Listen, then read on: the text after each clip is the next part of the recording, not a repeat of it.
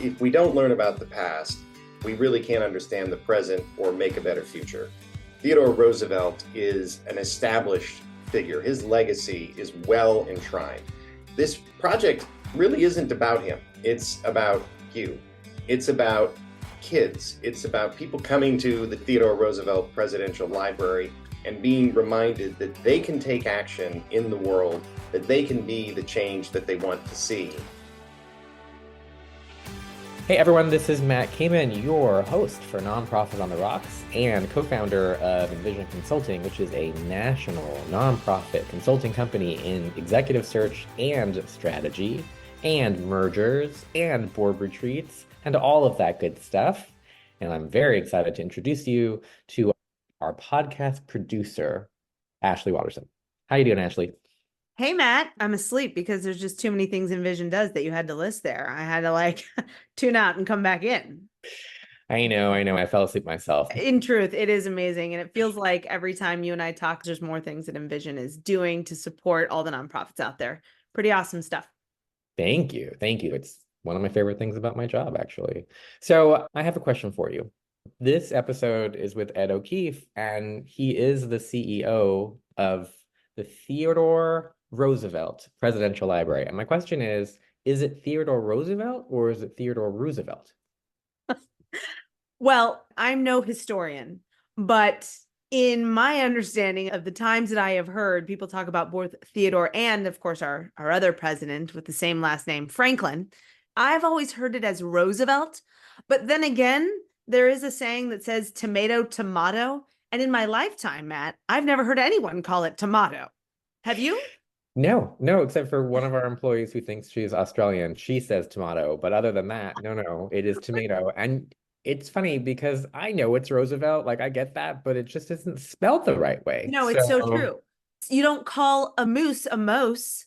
No. We don't call it a ghost, we call it a goose. I have the same issue with, if have you ever been to BJ's restaurant? Don't go there. Don't go. At BJ's restaurant, which is a chain, I think it's national, they have a dessert and it's a skillet cookie that comes out and there's ice cream on it. Okay, they have named it the Pizzookie. I say that because everyone says the Pizookie. But my point is, it's not a pizza cookie.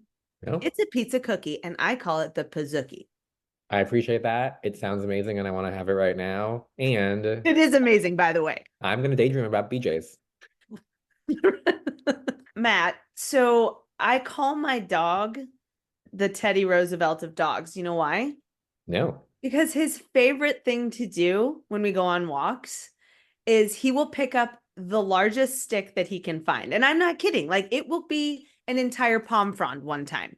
And he carried it for a block and swept the street with a palm frond. The dog loves to carry a big stick. And you know what else? He doesn't bark. So he speaks softly and carries a big stick. So he is the Teddy Roosevelt of dogs. Did you know that was a statement by Teddy Roosevelt before this podcast? Or did you realize it during the podcast? Here's what's interesting about that, Matt. That is the only TR-ism that I was familiar with prior to this podcast. And Ed didn't even bring that one up. He gave us lots of other really fantastic ones that I didn't know were attributed to him. Keep your head in the stars and your feet on the ground, stuff like that. I didn't know that was a TR-ism. But I did, in fact, know about speak softly and carry a big stick. Nice. Well, I didn't know much about Teddy Roosevelt, and this show is really enlightening about how truly amazing he was as a president. And I'm so impressed with Ed for doing what he's done. I mean, first of all, the fact that he's won an Emmy, I may have lost my shit a little bit about that, and worked with Anthony Bourdain, which is really cool, but that's nothing. He won an Emmy, cool, whatever. But he's raised hundreds of millions of dollars for this presidential library that I don't think people really knew about or cared about. And now, hopefully, they understand why it's so important. I'm beyond impressed with this guy. I'm with you. First of all, I was shocked to learn that Teddy Roosevelt didn't already have a library because he's one of the faces on Mount Rushmore. Washington has Mount Vernon, right? And then Jefferson has Monticello. And then Lincoln, of course, there's the frickin' Lincoln Memorial, right? And then I think you can visit his log cabin home and all that. So the fact that there was nothing already existing for Teddy Roosevelt was really incomprehensible to me.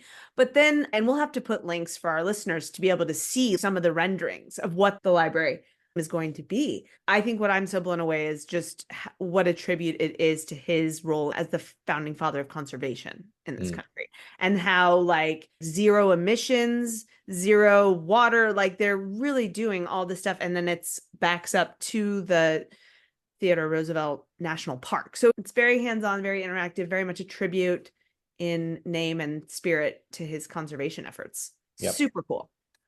Yep. I am so excited for folks who listen to this show, all one of you, that you learn about Ed and you learn about Teddy Roosevelt and you learn about the Library Foundation, all of it. It's just how he's done what he's done, why he's done what he's done, and why we should care about Teddy Roosevelt. It is not something that I knew ahead of time. So I'm very excited for this show. I hope people get a ton out of it, as I did. And before we let our listener go, Ashley, is there anything you'd like to share? I just think it's important for people like my dog to speak softly and carry a big stick. Like they might find at BJ's.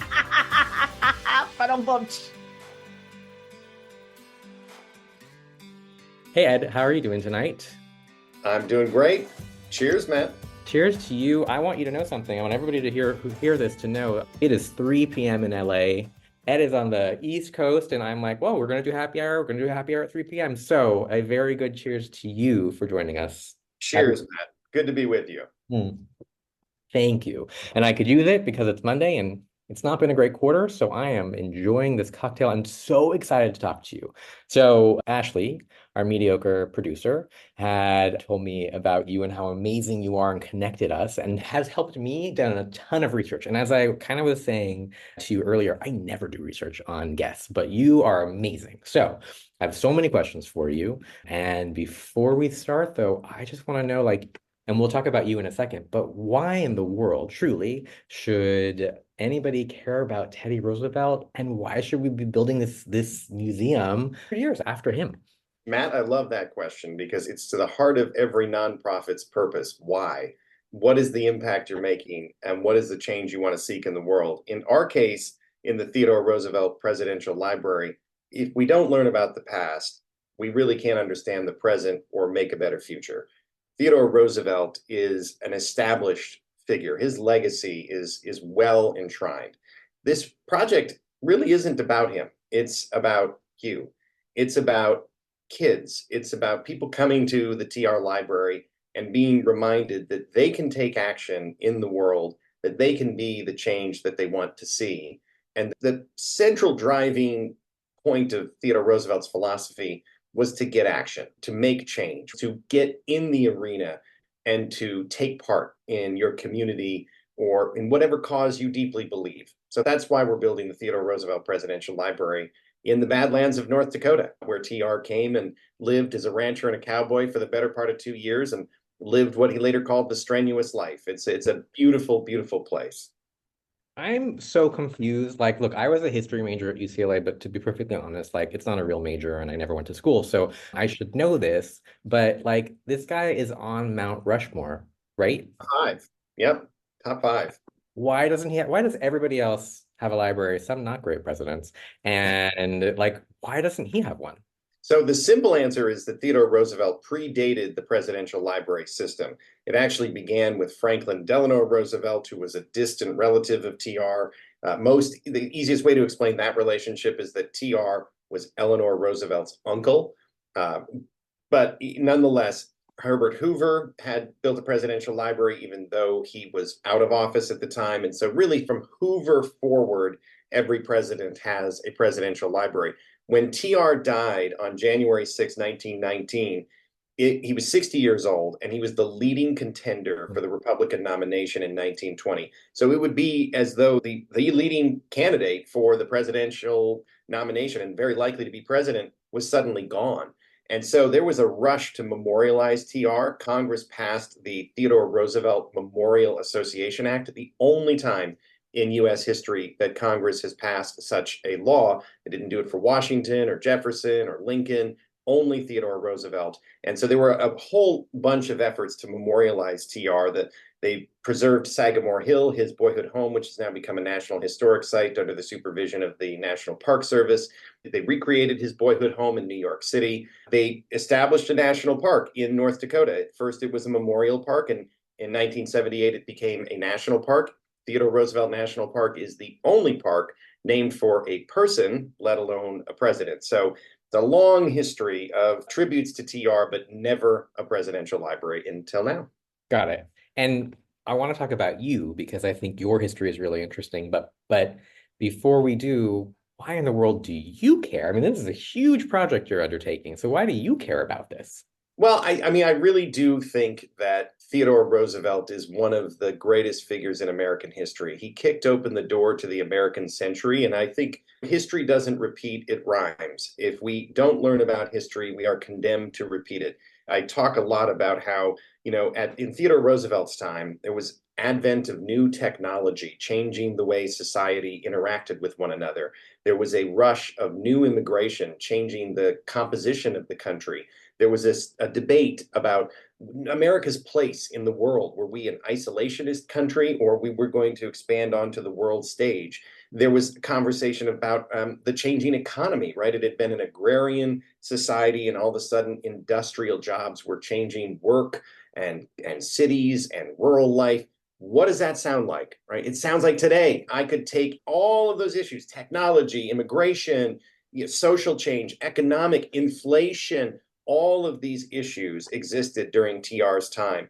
We've dealt with these issues before in our past, and if we understand them, if we know them, if we learn them, we can be better equipped for the future. And our pillar principles at the TR Library are citizenship, leadership, and conservation. I'll just take one moment to say conservation is probably the foremost amongst those three, because Theodore Roosevelt is the conservation president. I mean, he preserved or conserved 234 million acres of land. He established the U.S. Forest Service and 150 national forests.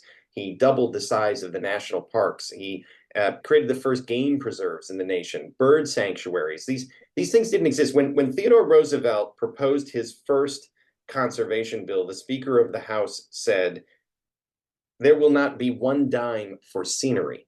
There was no opposing position. There was no other side.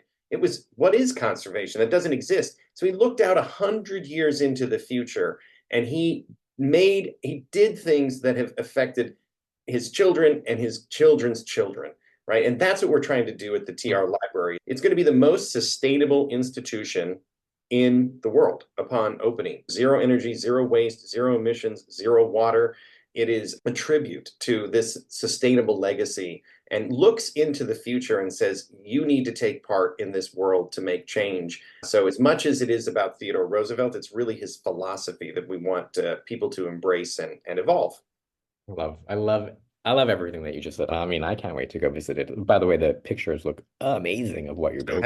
Snohetta, landscape architect, did the 9/11 Museum, SF MoMA in San Francisco, the Alexandria Library in Egypt. I mean, and inside it's going to be immersive, almost theatrical. I mean, we like to say it's not going to be your father's presidential library. Kids are going to be dragging their parents through this experience.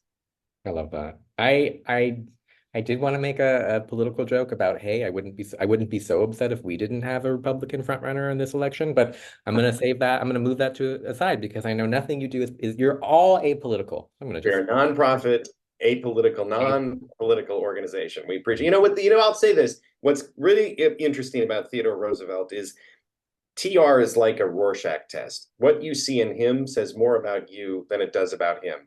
Elizabeth Warren and Josh Hawley cite their favorite president, Theodore Roosevelt. Barack Obama and Mitt Romney, Theodore Roosevelt. He ran, of course, as a Republican, but when he felt that his party had abandoned its principles, he put country above party and ran as a third-party independent. He paid the price. He didn't win, and the Republican in that race lost, and a Democrat won.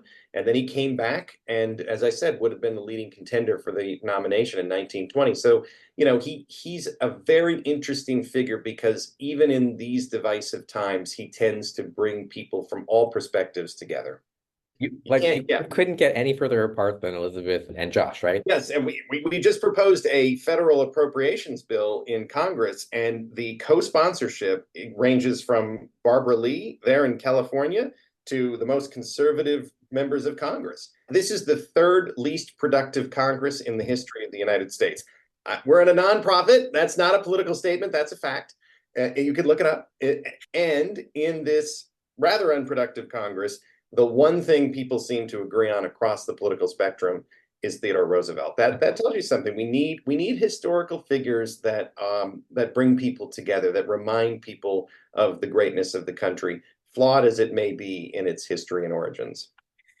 If this Congress can actually pass something, that's amazing anyway. And I can say that because I'm a nonprofit guy. And the fact that they would do it for him speaks volumes to Teddy Roosevelt, especially if he can bring those people together. Yeah. We have a ton of questions from folks who are founders and also trying to raise money.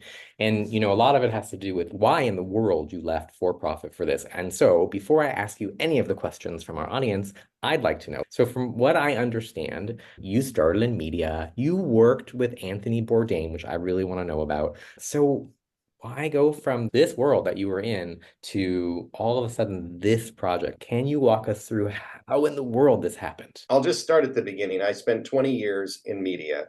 I began my career after graduating college with ABC News. I spent 12 years with ABC. I covered the Senate, the House, Supreme Court, presidential campaigns. I worked on a variety of different news programs, world news this week with George Stephanopoulos, a little bit of Good Morning America. I had just an incredible number of experiences, and I love storytelling. If I have one through line in my career, starting at ABC News, and then I was the founder of Now This, which is a mobile social video company. In 2011, 2012, when we founded Now This,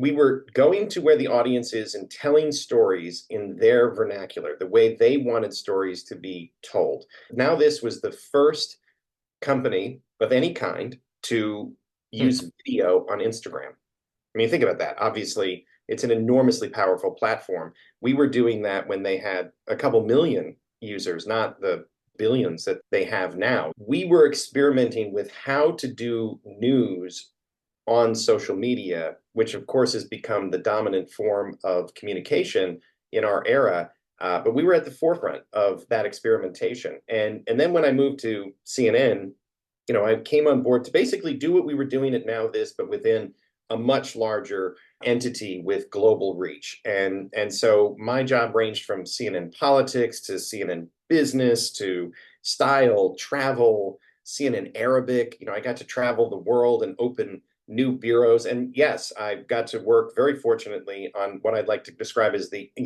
outside of the inner circle of Tony Bourdain, who is just an incredibly powerful storyteller and writer. And I think a lot about what that program did. It brought people together around food. Tony could go to West Virginia and fire an AK-47, or he could be on the streets of Manhattan and talking to the most liberal person you could possibly imagine. And that was his gift, is he really brought people together by not being judgmental and wanting to have conversation, particularly around culture and cuisine. And it taught me a lot. And so, I just returned to the point that in each of those roles, I've thought of myself as a storyteller, that I need to communicate whatever it is we're trying to achieve in the most succinct fashion so people can buy into what we're pitching or selling and hopefully make some impactful change in the world. So I wasn't in nonprofit work. I didn't have any special skill set for nonprofit work. I just felt like, the only thing I knew how to do was tell a story. And the story of the TR library needed to be told. We had no architect, we had no money, and we had no land when I started. And I said, okay, we need to decide what this organization is going to be about. Why would someone give their time, talent, treasure? You have to weave a narrative. You have to tell a story. You have to describe the impactful change that you're trying to make in the world for someone to buy in. And I knew that's where we needed to start. So while it might not seem to make a lot of sense, ABC News, Now This, CNN, the Theodore Roosevelt Presidential Library Foundation, to me, in each of those roles, I've been trying to tell a story to make change in the world or to make people aware of something that needed to be understood in the world. And I think that's all I'm doing. I just happen to do it for a nonprofit. I love what you talked about with food. I'm Jewish. We just had Passover, and I think every single Jewish holiday revolves around food, period. Like everything is about food, except for Yom Kippur, where we fast. But even that has to do with food because And it has to do with food. all we do is complain all day about how hungry we are. So like it has to do about food, right? But it brings you together, that But it brings us complaints. Yeah. together. And Yeah. I love that. And I am so kind of envious of you that you got to work with Anthony Bourdain. And that fact that you call him Tony means something to me. So that's cool. Again, I was on the outer edge of the inner circle. We worked on this exceptional extension of the program, Explore Parts Unknown. We were very fortunate to win a Primetime Emmy for that work. And what I loved about his storytelling is he was just a beautiful writer. And, we had a lot of notions of expanding that franchise in a way where we could do audio tours of the countries he visited. I mean, the number one thing people did is they watched the show, they paused it, and they wrote down where he was eating, and they created their own itineraries. I mean, we had rivals who were making business money off of our show because we weren't producing all of the auxiliary content that people wanted and needed, that they were producing themselves. So we were kind of meeting a market demand by understanding that there was a universe to be created, and obviously ended very sadly and too soon. And that was a big lesson in my life too. You have to think about the mental health of the people you're working with and the strain that they're under, the pressure. I mean, obviously he became a global celebrity. Yeah, I like what you talked about in terms of mental health about staff and employees. I think especially a nonprofit that's so important. And a huge part of the nonprofit organizations in this country work with mental health issues. And they are the least funded by donors. They're funded the most by contracts from government, but they're not funded by donors. And I think it's so important. To bring this show down for a second, and I'm only going to do it for a second, then I'm going to bring it back up. One of my very good friends, her husband just actually committed suicide this last weekend, and I had no idea that he was suffering from mental health issues. None. She never shared it. And so I think, again, what you said and what I've learned in all this, like, we have to talk about it. We shouldn't be ashamed about it, and we should be able to talk about it. So the fact that, we lost someone like Anthony Bourdain is horrible, but I hope that it does maybe continue the conversation about talking about it. Well, first of all, my condolences. It's nothing worse in the world than to see the light of life extinguished intentionally. And, it's hardest on those left behind. You say that it's one of the most underfunded parts of nonprofits, right? It's not probably as sexy as your name on a museum, but boy, is it something that we are reckoning with in American culture right now. We're in a mental health crisis. I'm the author of a book, The Loves of Theodore Roosevelt, The Women Who Created a President, and it deals a lot with Theodore Roosevelt's emotional trauma, how when he lost his wife and mother on the same day in the same house, February 14th, 1884, Valentine's Day, fled to the Dakota Badlands and lived, as we said, the life of a rancher and a cowboy, but really he was in mourning. Only his daughter, Alice, ever said the D word, that Dad was depressed, right? He's blue, he's bluer than indigo. They used all kinds of euphemisms, right? But they wouldn't say the actual word. 120 years later, it's still a stigma. I always say, if you lost an arm, right, no one would scream at you to pick up your pencil with the non-existent arm, right? It's a hidden disease. It's a trauma that you can't see, and that's so hard for a lot of people to understand. But I think there's also an example in Theodore Roosevelt's life of that resilience and overcoming the worst that life can give to you.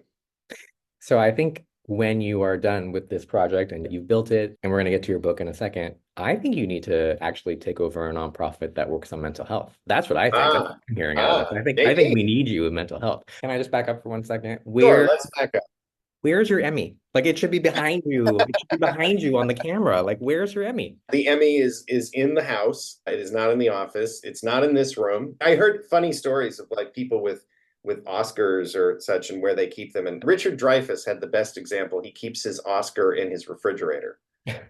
Yeah, that was the best I ever heard. Is he was like, well, where else am I going to keep it? I see it. I open my fridge every day. It makes me feel good. And then, but I'm not bragging about it. It's not on a shelf. It's there. But it's also great then when other people open the fridge and they go like, oh, wow, there it is. So I've contemplated maybe putting it in the fridge, but I haven't done that. We live in a New York apartment. That would be very difficult. We'd have no room for anything else. Yeah, it's actually true. I'm going to just tell you a story that I'm only going to share with you that I have And everybody else listening, but sure, go ahead. We have no listeners. We're fine. So a friend of mine got an Emmy. She has many Emmys actually, but she has an Emmy for a cooking show that she produced. When you talked about food, this is what it made me think. So she had to go away and she asked me to house sit.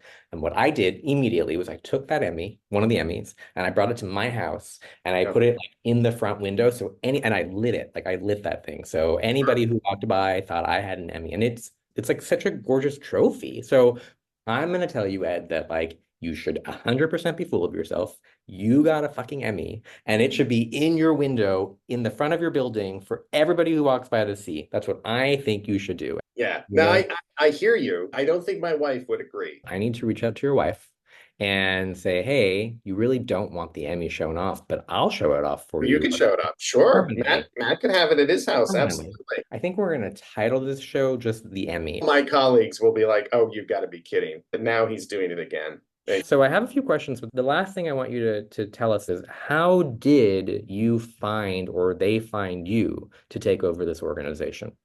Okay, so I leave CNN at the end of 2018 and I go to Harvard as an entrepreneurship fellow at the Shorenstein Center. My ostensible purpose for the fellowship was to write about how streaming services, Netflix, Hulu, Amazon, etc., would or would not do nonfiction, documentaries, films, programs like we were doing with Bourdain. That was my purpose. Study this and find a niche and hopefully go work at one of these places or produce content for these places. That was my plan. Secretly, I was also slipping away to the Houghton Library and not spending time in the 21st century. I was spending time in the 20th and 19th century with my pal TR. And I thought, wow, I want to write the definitive story of Theodore Roosevelt in the West, in the Badlands in Dakota. What I discovered in my research were these extraordinary women that I'd heard about. But, he's kind of the quintessentially self-made man. It's a myth. His two sisters, his two wives, his mother, all played a more important role. And I thought, wow, this is a story I have to tell. So I meet, while I'm there, a fellow North Dakotan. Robbie Loff is his name. He's now the Director of Programming and Partnerships here at the Theodore Roosevelt Presidential Library Foundation. So Robbie and I meet in 2019, and he says, wait a second. So you're from North Dakota. You're writing a book about Theodore Roosevelt, and you're thinking about what to do next in your career. Have you heard about this little project in our home state, the TR Library? And I had heard some about it, but I thought, great, I'll join the board. Maybe I'll volunteer. Maybe I can donate. That would be great for the book, right? But I never in a million years thought that I would be the CEO. I met some compelling figures. I met the members of the Roosevelt family. I heard the pitch from the people who were involved in this organization. And most critically, the state of North Dakota during that time passed a $50 million endowment contingent on the foundation's ability to raise $100 million in commitments. So there was a challenge, and I can't resist a challenge. So there was a story that needed to be told, and there was a mountain that needed to be climbed. It was serendipity. There's just so few moments in life where everything seems to come together and make sense. And though I never would have scripted it this way, I'm thinking, I sold the book proposal before I started working for the library. So here I am writing about Theodore Roosevelt. My home state has issued this challenge. They need leadership and they need storytelling. And those are the two things I can provide. That's how I came to the job, serendipity and following the fortunes of fate. Huh. Okay, my favorite question in an interview.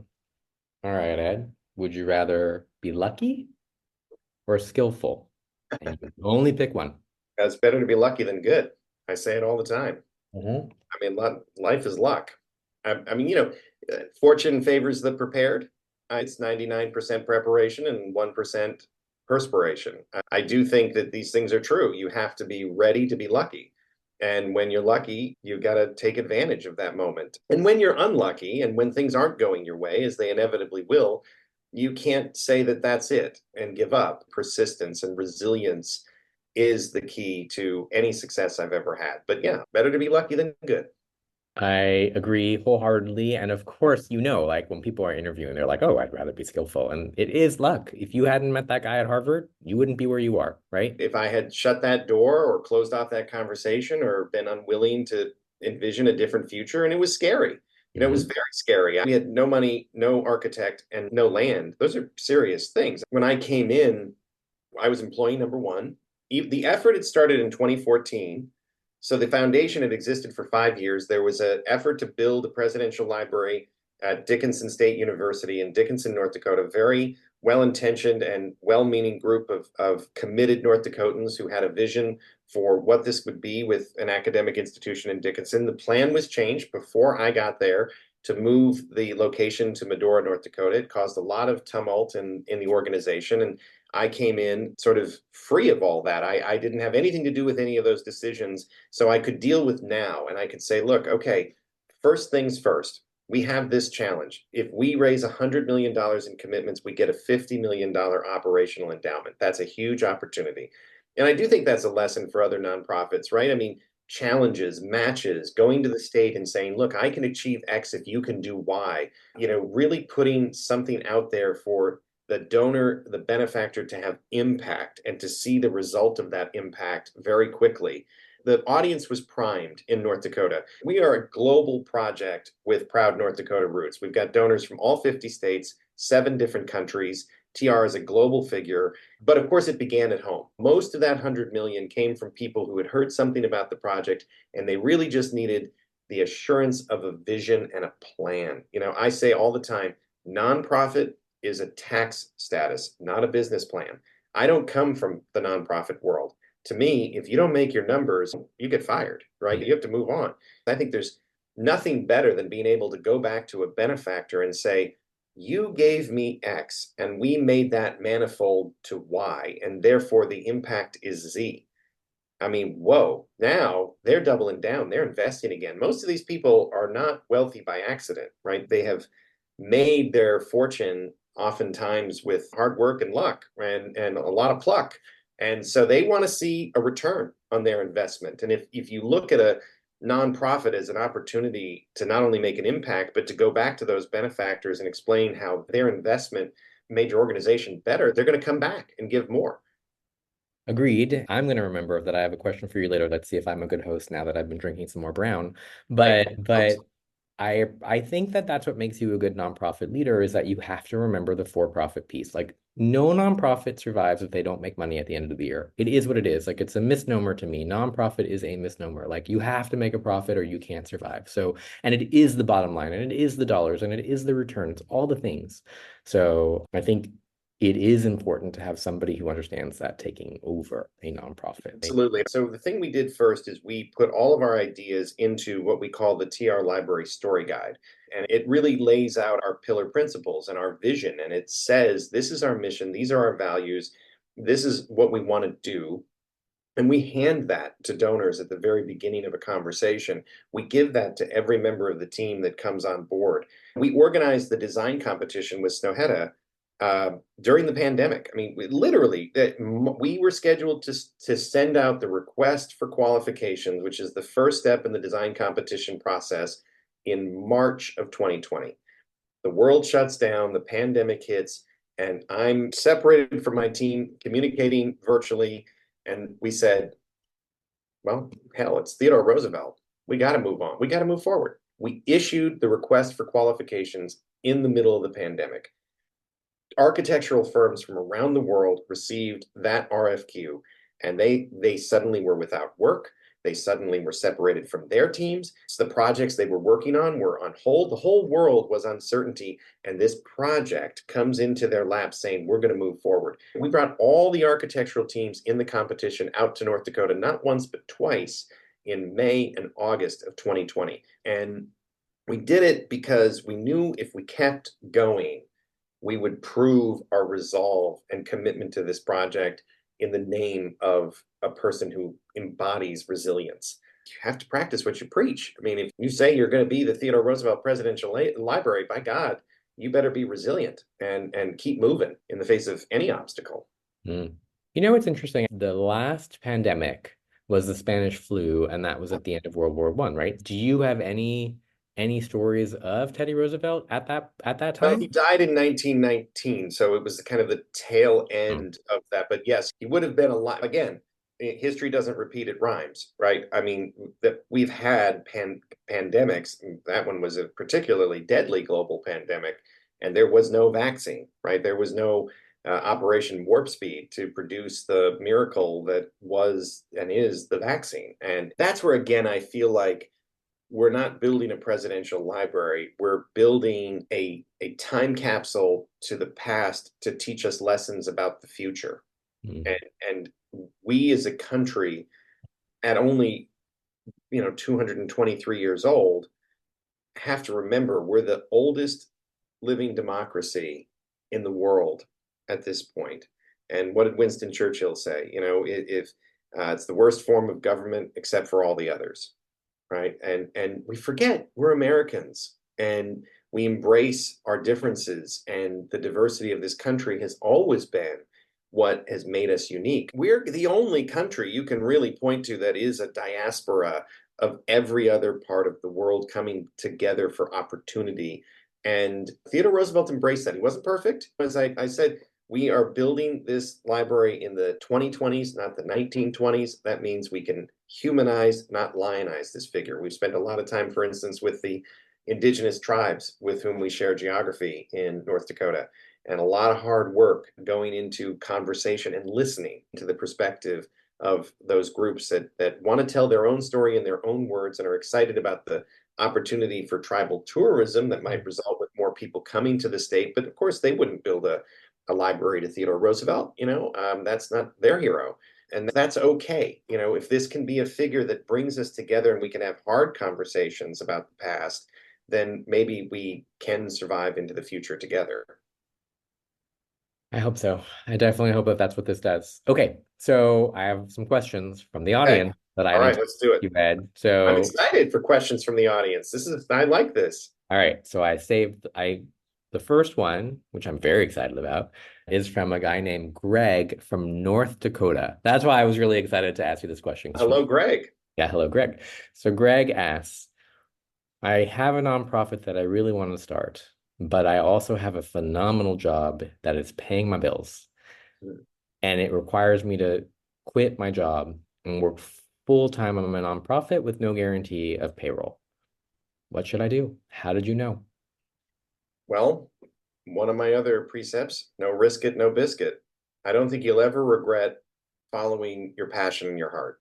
There are ways to test an idea before quitting your job, right? You can come up with a business plan or a proposal. You can work with many of the now readily available resources to make a presentation deck and try it out on your family and friends, get some practice, see if it's convincing, and look to see if you might get a seed donor. All these ideas begin somewhere. For us, the key was having a story that needed to be told and being able to demonstrate the impact a gift would have on our ability to grow as a foundation. And so you don't need to boil the ocean. You don't need to let the perfect become the enemy of the good. You don't need to have all the answers to every single question that could possibly be asked. I think you have to start with what's the idea? What's the impact? Where's the need in the world? Why you and this organization as opposed to every other place that exists? Because there's a lot of causes and there's a lot of good foundations out there. You need to be different or be damned. But you start with, can I get one person to believe in this? And from that one, hopefully there will be many. As a follow-up to that question, a question from Lee in Texas. By the way, I love, Ed, that we have listeners all across the country. It makes me happy every time I read where they're from. So Well, Lee from Texas. apparently there's some money to be raised in Oh, Texas. there's a lot of money in Texas. So Lee said, all right, Ed, it seems like you're doing a phenomenal job raising money. I am not able to raise money for my nonprofit, and I am almost at the point of giving up. Is there anything you can tell me, any kind of pep talk you can give me that I don't throw in the towel? Well, it'll be Winston Churchill, not Theodore Roosevelt, but never, ever, ever give up, right? It is indeed always darkest before the dawn. There are a record number of nonprofits in the world and in America right now. If you're having trouble raising money, you need to think about, again, the pitch you are making, the story you are telling, the impact that that will have, and whether it is truly differentiated. You have to ask yourself hard questions. Is it the circumstance or is it the execution? And the pep talk I would give to Lee in Texas is that if you have the right idea, you need to find the place where you can tell your story to a receptive audience, right? You can only catch fish if the fish are biting. And sometimes it's not the right plan, sometimes it's not the right time, but if you have the right idea, you need to keep looking for the person or persons that will believe in that mission. And it doesn't always have to be benefactors. We went to the state and got a state challenge that incentivized people to come on board. Maybe there's a donor that if you say, look, if you will give X, if I accomplish Y, then we get all of it, right? Challenges, matches, state grants, local grants, the federal government. There's a lot of different resources and sources that you can go to. And you have to ask yourself honestly whether it's a differentiated idea, how you're making the pitch, but there's a lot of money in the world. Money isn't the problem. It's how you're presenting the idea to attract those resources and to make the change that you want to see. Right. I love that answer. So our next question is from Veronica in Georgia. So she kind of gave me a statement. So I'm going to ask you her question. But the statement is she's in the middle of a capital campaign, which is where you're raising money for something, whether it's a project to build something or whatever it is. So she's in the middle of a capital campaign, and she said her biggest donor is causing her the most amount of stress because she wants certain things in this building that Veronica doesn't agree with. So Ed, you raised a lot of money. Did you have any donors who caused you any issues, who told you they wanted it to go a certain way? And if you did, how'd you deal with it? And if you didn't, what you should tell to Veronica? Well, of course we did, Veronica. We've raised $234 million to date. We've got a $50 million endowment, so that's $284 million essentially in 4 years. And I don't say that to be braggadocious. I say it because it even astonishes me. And I will tell you, we've had troughs. We have had low moments where we thought, I don't know, is this going to come together? Is this going to work? And every time that has happened, we've gathered the team and we've talked honestly and openly about what needs to be done. And I think the same can be applied to any donor that is trying to exert any undue influence on the project. I think this is where having a board and having a strong board chair. I'm very blessed to have a very strong board chair in Linda Pankratz, she's got a great bevy of experience in nonprofits. She believes in good governance. The governance rules are there to help you. And you shouldn't be, as a CEO, left hanging to try to balance the interests of a donor versus the foundation. The foundation should be structured in a way where you can say, thank you, benefactor X. I deeply appreciate all that you've done for the project and the organization. And we have this set of rules and governance that prevents me as the CEO from giving you everything you want every time you want it. I think I would say to Veronica, if you lose the sense of purpose and value that you're trying to pursue, then you have lost the project. So you can't let one force subsume the mission. It's all for one and one for all. And use the governance and use your board chair and use your fellow trustees to help you through those moments. If you're there alone and you're the only person who's dealing with this, there's something structurally wrong with the organization.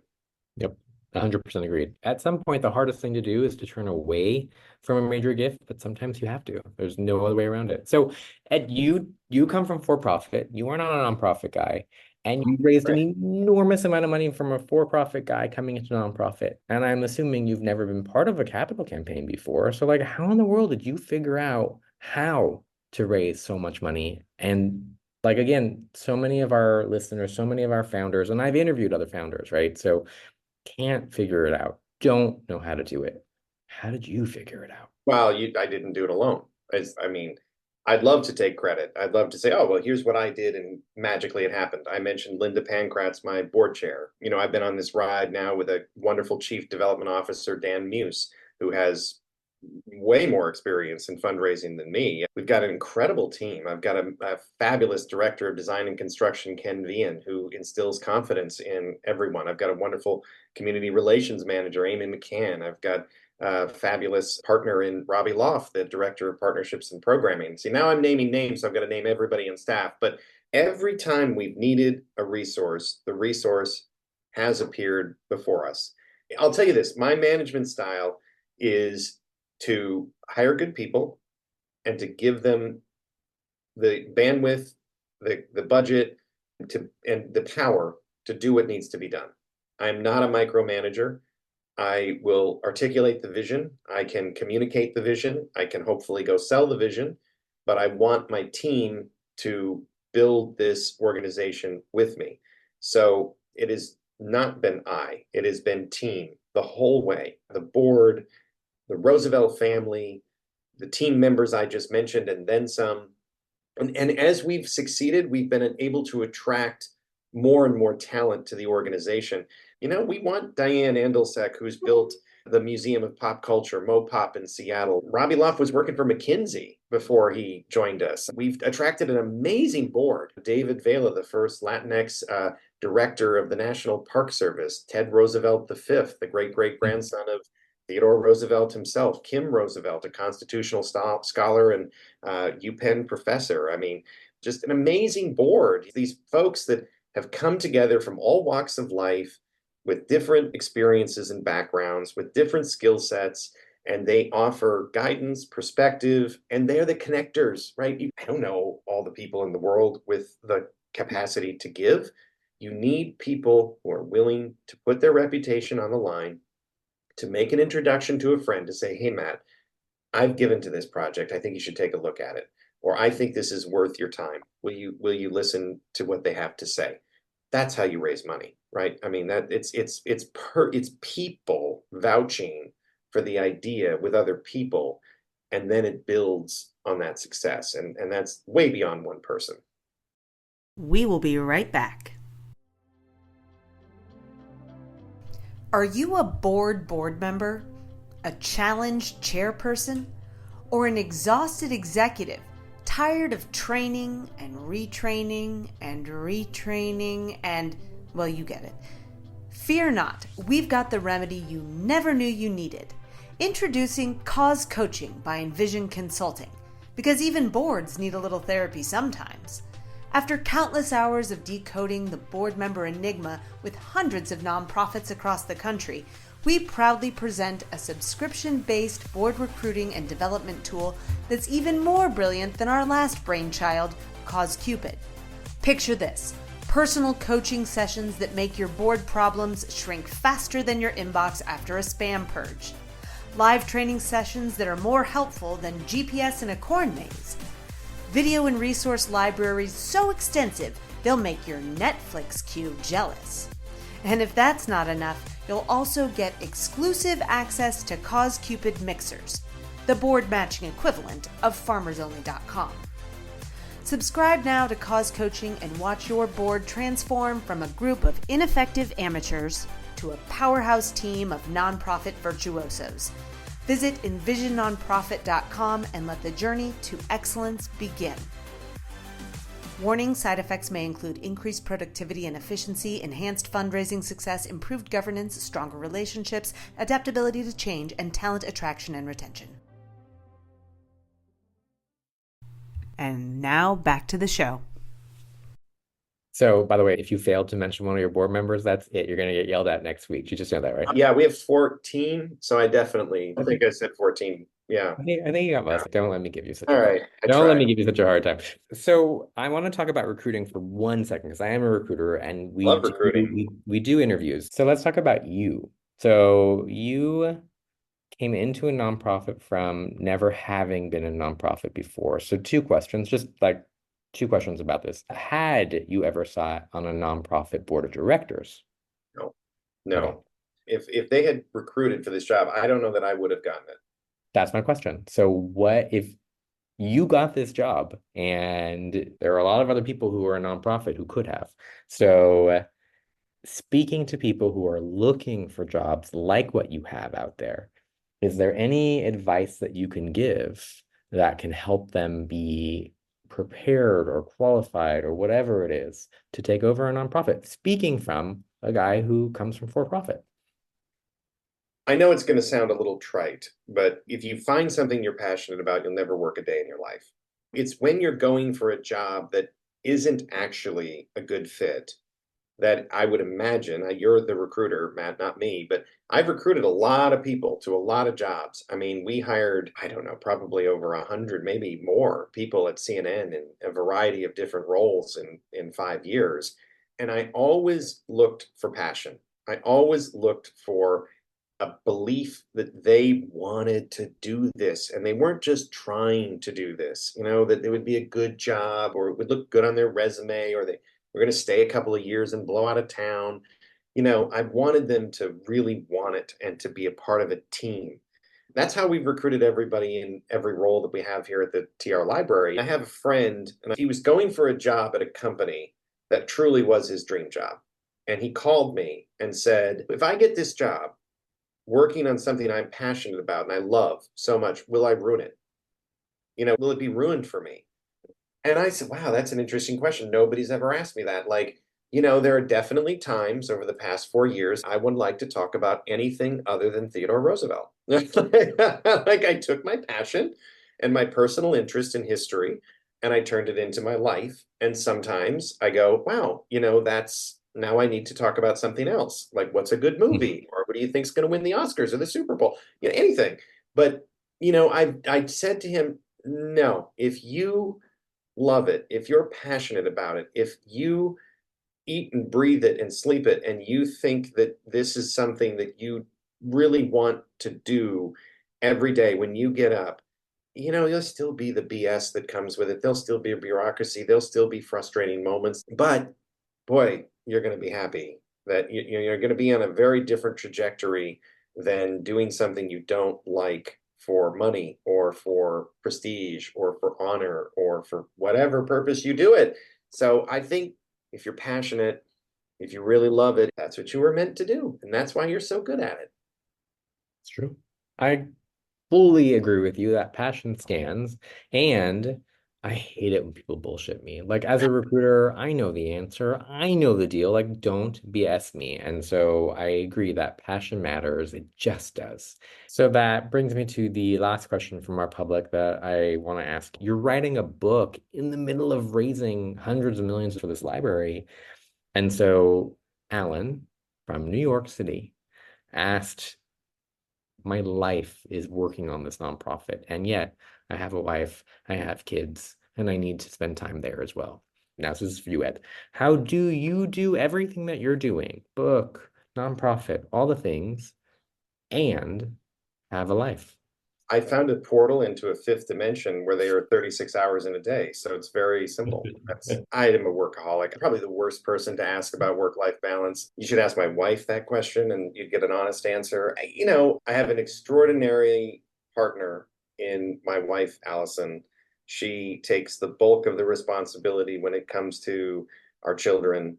She has always been very understanding that I love to travel and I'm best engaged when I have a million things going on. I will always be a journalist at heart, where I work best under deadline. It drives my team absolutely crazy. The best work comes at the end when there's absolutely no other time to do it. Shameless plug time. The Loves of Theodore Roosevelt, the women who created a president, publishing on May 7th, Father's Day, graduation season. I mean, Matt, this is the book that you can buy for mom, can buy for dad, dad can buy for mom, and mom and dad can buy for grad. It's perfect. So all your shopping needs for the summer are taken care of. There you go. That's my shameless plug. I don't think I would ever do this way again. I mean, it was a lot. The pandemic, the fundraising, the book.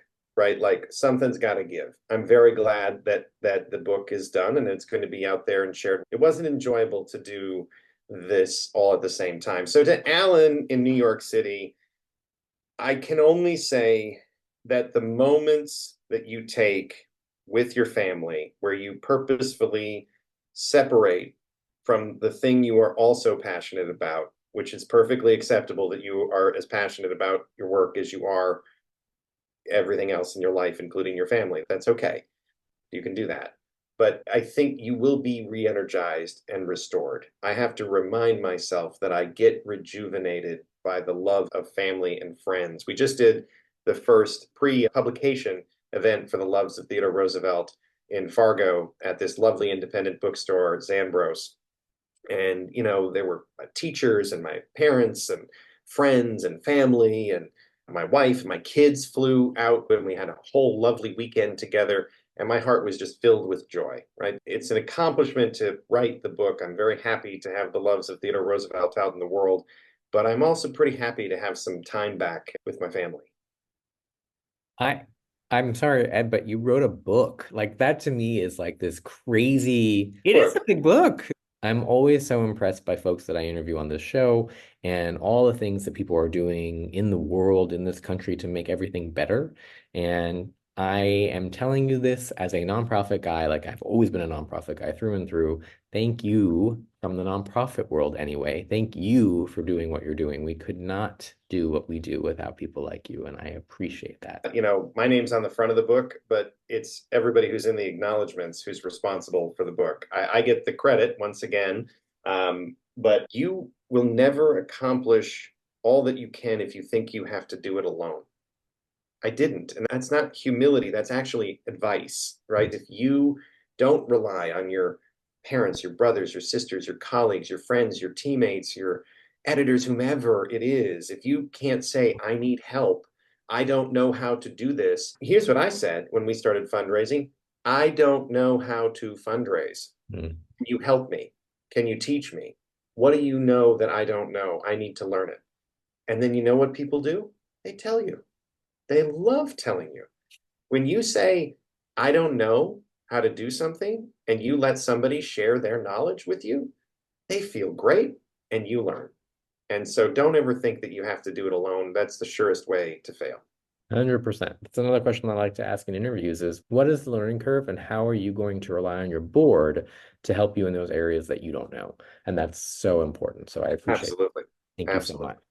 Okay, so my absolute last question for you, and I want to end on this note. And by the way, just so you know, I was given another glass of something. We can Cheers. go another 80 minutes. I can go another 80 minutes, so cheers. Okay, that is very tasty. So my last question, and I want to end on this, Ed, is I don't look at you as a founder, but somewhat you're a little bit of a founder, right? And so at some point you're going to step away and do whatever it is that the next thing in your life that you're going to do. So you've raised this money, you are building this building, you're creating the programs, you're growing the board, you're doing all the things, right? At what point are you going to know that you are successful in whatever it was that brought you here, that you will be ready to move on to the next project? That's a great question, Matt. I think in every job I've ever had, I've always paid a lot of attention to succession. I've never been or never wanted to be the person who hung on to the role so long that no one down the line ever got the chance to advance. I remember I was at ABC News and I was an executive producer of ABC News Digital. It was a great position. It was a powerful position. And that's when I took the leap and left to now this. And there were people thought I was crazy.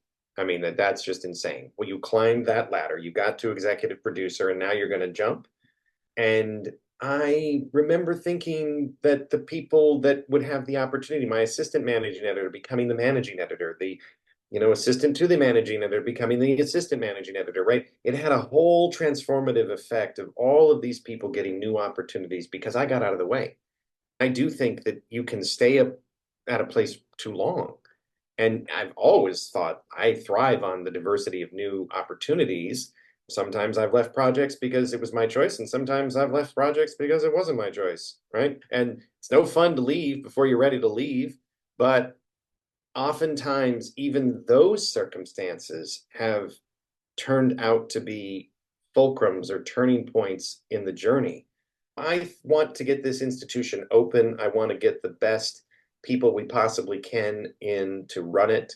I'm not equipped to run a museum. I'm not a curator. I don't have that experience. I'm not a fundraiser either. But I feel in my heart that my job was to get this organization off the ground, give it a stable operating budget, an exceptional management team, and to pass the baton in an orderly transition to a successor who can take it somewhere I could have never imagined. A CEO has to know when to exit as well as when to stick around and make sure they get through the tough times. Nonprofits see this all the time. The great man theory, the great woman theory, they become so dependent upon one particular personality, they can't find an identity outside of themselves. And that means the organization is going to be in trouble. I think the hallmark of a successful nonprofit CEO is to have a succession plan and to talk about it openly and honestly with their board so the organization can thrive beyond an individual. 100%. And by the way, when you're ready and you're ready to move on, I will place you anywhere in the world, Ed. So I appreciate that. That's the other fun part. You never know who you're going to meet along the way. I've made so many new friends and so many new colleagues and acquaintances, and I never would have done that if I had stayed in my traditional lane doing exactly what I expected. Right? What I've learned so much in these shows is like you just never know. Luck, saying yes, being open, so important. You just never know where your life is going to take you. And if you're lucky enough to have these options, you never know. There's no way when you graduated college, you thought, oh, I'm going to raise all this money from a TR museum. You never thought you would do that, but here you are, right? So I say to my kids all the time, attitude determines experience. And we treat everything like improv at the TR library. Yes, and there is no. We don't start anything with no. Can we do this? No. It's yes, and if you can apply that to life, right? You have to look at every opportunity as a chance to learn, even if it's a really hard circumstance. That's where you learn. We talked about that early on, failure. When you fail, I mean, by the way, I just call BS on anybody that says they enjoy failure. It is not fun, right? No. It feels terrible. But boy, are those the circumstances from which you emerge from the ashes and go, yeah, I never learned more than that, a crucible experience. And that's a lesson of TR's life. it's true.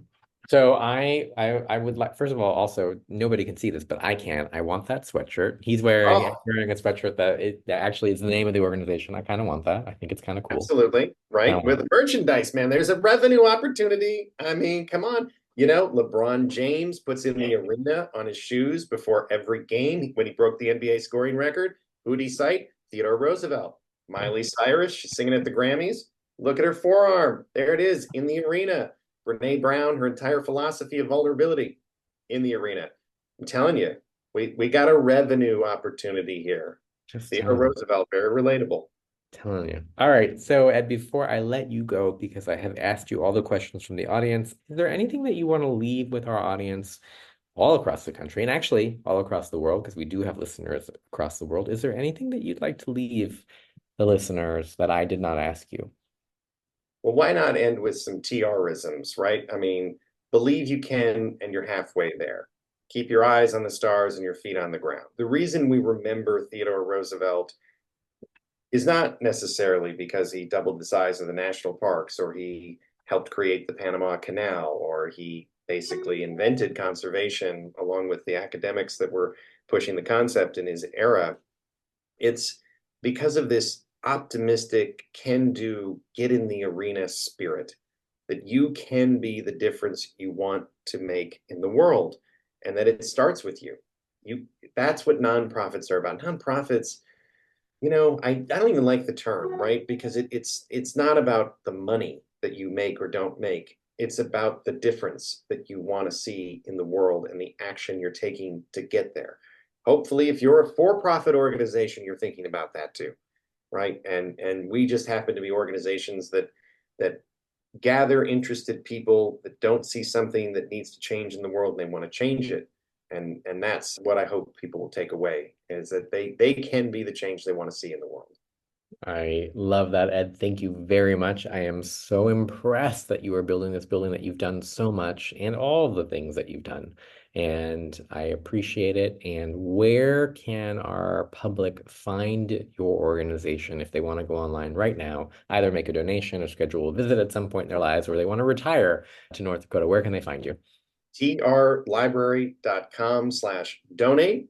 And if you'd like to come see me on the tour for the Loves of Theodore Roosevelt, edwardfokeefe.com. Would love to see you. Going to be in Washington, D.C., Kansas City, Ohio, all over the nation over the next few months. And you can order the book now. Again, beyond blown away that you have a book and a museum and all the things. You are awesome. I so appreciate you giving us your time and your wisdom. And thank you for doing all the amazing things that you're doing. Well, thank you, Matt. Pleasure to be with you, and cheers. Cheers. Hey, Ashley. Hey, Matt. So, was I right? What'd you think of our show with Ed? Yeah, again, I am just inspired now because Ed left us at the end of that episode with all these TR-isms that just make me want to go out there and climb mountains, metaphorically and literally. Yeah, no, I agree. Listen, we all know how I feel about the environment, right? And we all know how I feel about nature. And that the last time that I may have taken a hike was like 1986. But I really am thankful for Teddy Roosevelt doing everything he did for this country, for the world, for the environment, for all of it. Just so impressive as a president. But what I want to be even more impressive about is Ed, because in all of this, right, and everything that he's been doing, he raised the money for this museum. Now they're building it. He's also published a book. This guy has had time somehow to publish a book. I know. And it's amazing because I think, if I'm remembering from your interview, he had the idea to write the book and was starting the research on that, and then ran into a friend who was like, oh, do you know about this project? So he already had his passion for the president. And then he found out about the project and thought, well, oh, maybe this will be a cool tie-in for my book, or maybe I can just be a donor or something. He had no idea it was going to lead to him being the CEO of the foundation. So, and I loved how that was a big part of your conversation with him, was talking about how you never know where life is going to take you on this journey. You just have to have that Teddy Roosevelt can-do spirit to just keep pushing forward and walking through open doors.